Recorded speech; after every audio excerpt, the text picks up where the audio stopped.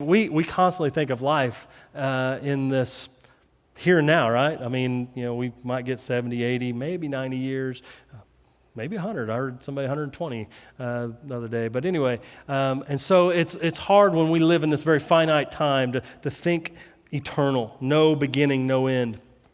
And so what Zach has here is a little roll of toilet paper. Thank you, Zach, for bringing this up. And so this roll of toilet paper is my example of eternal life. Now, some of you think that is like the most awesome illustration of eternal life ever, all right? Because your roll of toilet paper never runs out in your home, right? Okay, that's because your mom always changes it, or your wife. I know the guys don't. By the way, are you over? Never mind, I'm not going to go there. Anyway, this is eternal life. It keeps on going. Now, where's your life? Well, our life starts with this one little square, all right? We get one little square. The 60, 70, 80, 90, 100 years that we get represented in one little square. And then we step into eternity, and it just keeps on going, all right? Now, I know if we keep on going, we're going to get to the end, and it blows my whole illustration. I get that. Eternity keeps on going.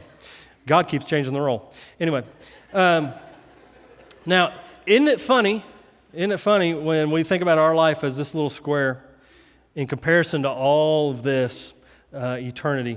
Isn't it funny how we get so wrapped up in our square, right? I mean, we got those teenage years right here at the beginning, Well, that's a lot, isn't it? It takes a lot of your time there, that little half an inch. And then we, college, and then we get a career. And so career, maybe that takes that whole middle part there. And we work because we want to work towards what? Retirement, which is about that right there, that little spot right there. Though I hear, it just seems like every time somebody retires, they make it about 2 years, and then that's it. Because then they hit the little perforated line, and that's it, right? But we work for so long to get to this, little spot here of retirement, and then we get kind of old age where you can't even travel anymore, but you're enjoying the retirement still, and then you get to the perforated line, wherever that happens in your life, whatever brings it along, and that's the end, and you step into eternity. If you're a follower of Jesus, right?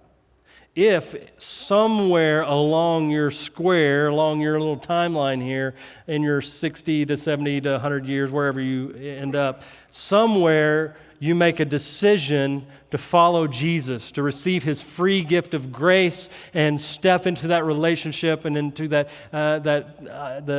existence of that eternal reward, and you step into that. If you've made that choice. And I pray that you have. I pray that you do. Because if you don't, and you get to the perforated line, your life comes to an end. There's no eternal life. There's no eternal life in heaven. You're separated from that. And you step into eternal life in hell. Because in your little square, in your little time, you never made that step to follow him.